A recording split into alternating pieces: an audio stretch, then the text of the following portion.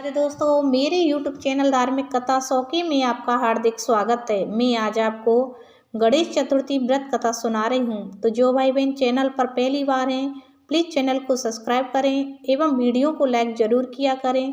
और जो गणेश के भक्त हैं, प्लीज़ कमेंट में श्री गणेशाय नमः ज़रूर लिखें। संकष्टी चतुर्थी व्रत कथा।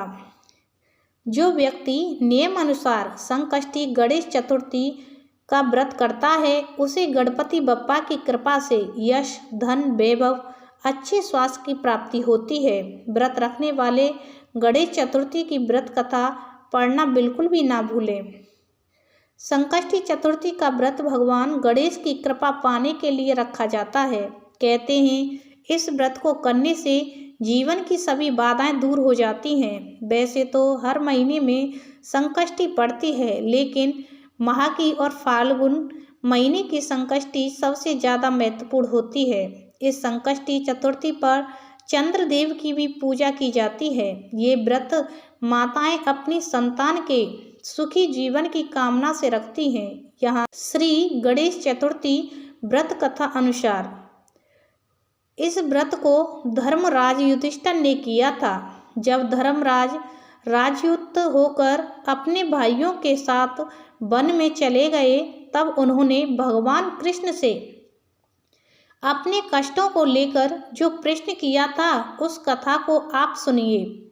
युधिष्ठिर भगवान कृष्ण से पूछते हैं कि हे पुरुषोत्तम, ऐसा कौन सा उपाय है जिससे हम वर्तमान संकटों से मुक्त हो सकें, हम लोगों को आगे किसी प्रकार का कष्ट न भोगना पड़े, कृपया ऐसा उपाय बताएं।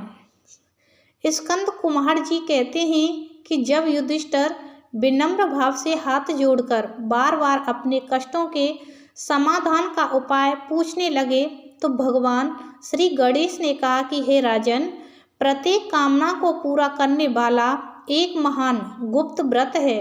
हे युधिष्ठिर, इस व्रत के बारे में मैंने कभी किसी को नहीं बताया। हे राजन, प्राचीन समय में तब सतयुग था, तब पर्वतराज हिमालय की कन्या पार्वती ने शंकर जी को पति रूप में पाने के लिए घने वन में जाकर कठोर तपस्या की, लेकिन भगवान से प्रसन्न नहीं हुए। तब पार्वती जी ने गणेश जी का स्मरण किया। गणेश जी उसी क्षण प्रकट हो गए, जिसे देखकर पार्वती जी ने पूछा कि मैंने कठोर, दुर्लभ एवं लोभहर्षक तपस्या की, लेकिन भगवान शिव को प्राप्त ना कर सकी। कृपया करके आप मुझे अपने कष्ट विनाशक दिव्य व्रत, जिसे नारद जी ने कहा है, उसके महत्व के बारे में बताइए। पार्वती जी की बात सुनकर गणेश जी उस कष्टनाशक शुभदायक व्रत का वर्णन करने लगे। गणेश जी ने कहा, अत्यंत पुण्यकारी और समस्त कष्टनाशक व्रत को कीजिए। इससे आपकी सारी मनोकामनाएं पूर्ण होंगी और जो व्यक्ति इस व्रत को करेगा, उसे सफलता जरूर मिलेगी।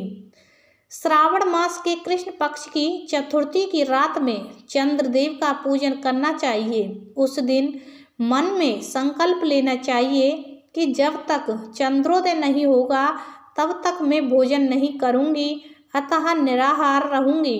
पहले गणेश पूजन कर ही भोजन करूंगी। इसके बाद सफ़ेद तिल के जल से स्नान करना चाहिए। फिर मेरा पूजन करने के बाद अपनी सामर्थ्य अनुसार सोने, चांदी, तावे या मिट्टी के कलश में जल भरकर उस पर गणेश जी की प्रतिमा स्थापित करनी चाहिए। मूर्ति कलश पर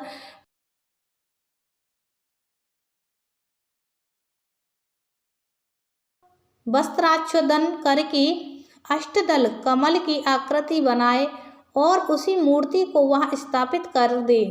इसके बाद षोडश उपचार विधि से पूजन करें। प्रतिमा का ध्यान करते हुए कहे, हे लंबोदर, 4 भुजा वाले, 3 नेत्र वाले, लाल रंग वाले, हे नील वर्ण वाले, शोभा के भंडार, प्रसन्न मुख वाले गणेश जी, मैं आपका ध्यान करता या करती हूँ। हे गजानन, मैं आपका आवाहन करती हूँ।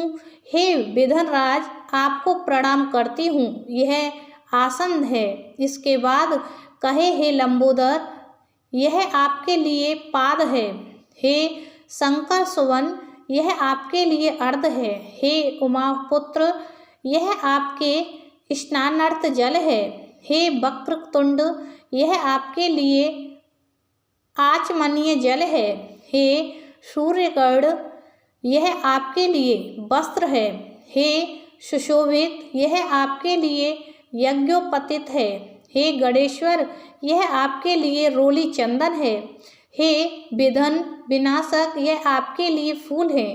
हे विकट, यह आपके लिए धूप बत्ती है। हे वामन, यह आपके लिए दीपक है। हे सर्वदेव, यह आपके लिए लड्डू का नैवेद्य है। हे देव, यह आपके निमित्त फल है। हे विघ्नहर्ता, यह आपके निमित्त मेरा प्रणाम है। प्रणाम करने के बाद क्षमा प्रार्थना करें। इस तरह से 16 उपचार पूजन करके भगवान को भोग लगाए। हे देवी, देसी घी से 15 लड्डू बनाए। सबसे पहले भगवान को लड्डू अर्पित करें, फिर उसमें से 5 लड्डू ब्राह्मण को दे और अपने सामर्थ्य के अनुसार दक्षिणा दे। फिर चंद्रोदय चंद्रमा को अर्घ दे।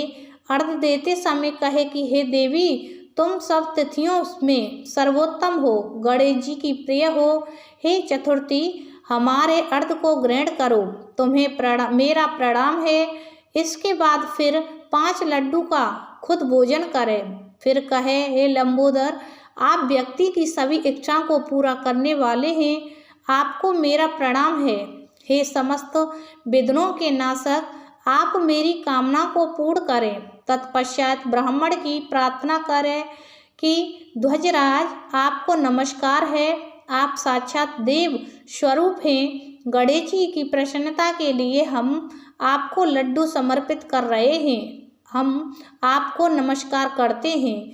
इसके बाद ब्राह्मणों को भोजन कराकर गणेश जी से प्रार्थना करें। प्रार्थना करके प्रतिमा का विसर्जन कर दे और अपने गुरु को अन्न, वस्त्र आदि और दक्षिणा के साथ मूर्ति दे दे। विसर्जन करते हुए कहे, हे देवों में श्रेष्ठ गणेश जी, आप अपने स्थान को प्रस्थान कीजिए और इस व्रत पूजन का फल दीजिए। हे सुमुखी, इस तरह से गणेश चतुर्थी का व्रत करना चाहिए। ये व्रत जन्म भर या तो 21 वर्ष तक किया जा सकता है। यदि इतना करना भी संभव ना हो तो 1 वर्ष तक इस व्रत को करें। यदि ये भी संभव ना हो तो वर्ष के 1 मास को तो अवश्य ही ये व्रत करें और सामन चतुर्थी को व्रत कर उद्यापन करें। तो ये गणेश चतुर्थी व्रत कथा हुई समाप्त। बोलो गणेश जी महाराज की जय।